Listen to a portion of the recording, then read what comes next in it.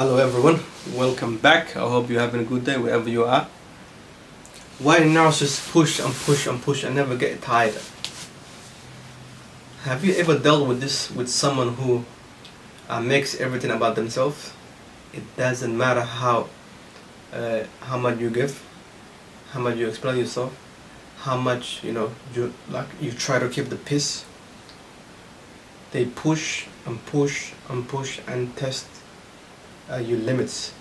They push your patience, they push your boundaries, they push the conversations you don't want to have, they push emotionally, and sometimes you start wondering yourself, don't they ever get tired?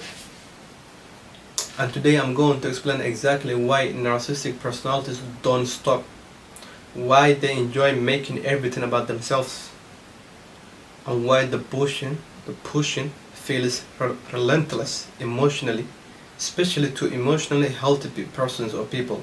This isn't about insults, but understanding, the psychology behind this behavior and why they do this. Okay? Part 1. Why they make everything about themselves. Let's start with the core behavior. They don't make everything about themselves because they are confident. They do it because they are empty. Healthy people carry stable self-value. Narcissistic personalities do not, so they regulate themselves externally. To a narcissist, attention is like an emotional oxygen. When the attention is on them, they feel real, they feel important, they feel calm. When the attention leaves, anxiety spikes, emptiness returns, and panic sets in. So every conversations are not about them. Conversations are not conversations to them. They are self-soothing tools. Why they redirect in every topic. Let's say you tell them, how rough your day was today, and you talk about your problems. Suddenly they switch and talk about their problems, their stress. They talk about, you talk about your success, and they one up on you. They minimize or hijack your pain. Now you might ask yourself, why do they do this?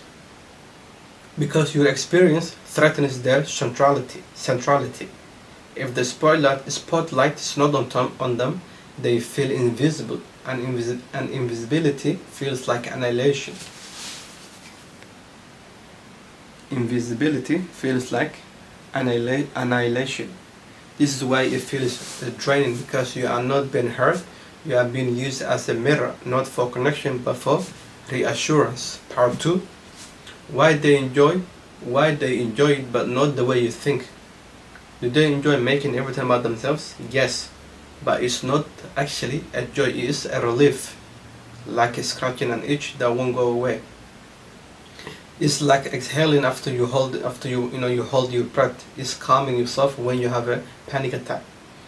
That's why praise hooks them, reactions energize them, emotional responses soothe them. They are addicted to regulation, not admiration. Alright, this part is very important.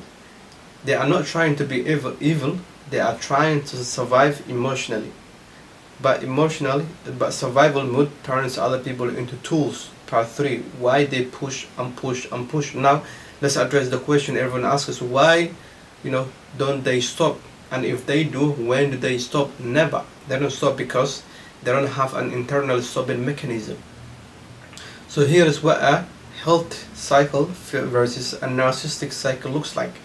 A healthy person feels tension when they push someone. They feel guilt, they think about it, and then they adjust their behavior. But a narcissist, they push, they see the reaction, they feel relieved or validated, and then they push again. It's a cycle of taking and taking and taking, emotionally and energetically. Have you noticed something here? Relief comes before reflection, so the behavior gets reinforced again. Why they escalate? When what they did yesterday does not work, today they reflect, they escalate. It usually follows a predictable pattern. Comments turn into pressure, pressure turns into guilt, guilt turns into intimidation, intimidation turns into emotional chaos. This isn't because they love drama, it's because control temporarily suits their anxiety. Okay? When the usual tactics no longer get a reaction, the anxiety returns, and instead of regulating themselves, they raise the intensity. Escalation is their way of trying to restore emotional balance by destabilizing yours. The moment you stop responding the way you used to, they feel a loss of control. Okay? The loss feels unsafe to them, so they push harder not to understand you, not to fix anything, but to make the discomfort they are feeling inside, to stop the discomfort they are feeling inside. And once you see this pattern, their behavior becomes predictable. And predictability is power.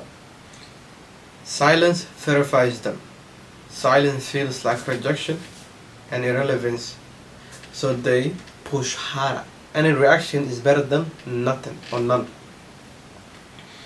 Part 4 is the key, the most important thing people miss. They are not running on emotional energy, they are running on emotional dysregulation. You get tired because you are human.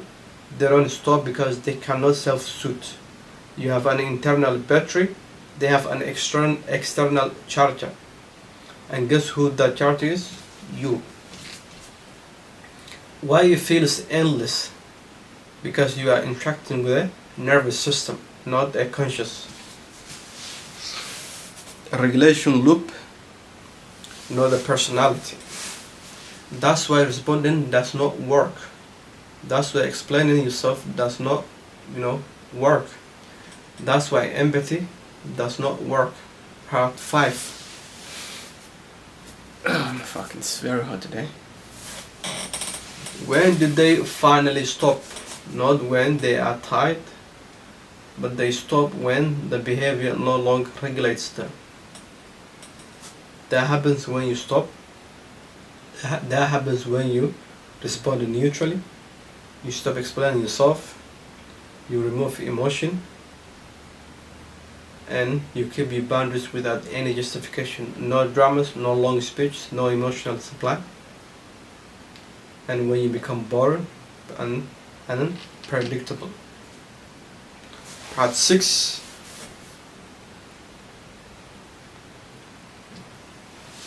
They don't push because they are powerful, they push because they are fragile. And you feel exhausted because you are doing the emotional labor for someone who refuses to grow one. Understanding this doesn't mean tolerating this. It means protecting your energy. You are not required to regulate another adult's emotions. If this explains something you have felt but could not name, you are not crazy. You are dealing with a system, not a relationship. If you find this video helpful, please do not forget to subscribe, like, comment and share. Until next time, stay strong, stay safe and take care. Bye now.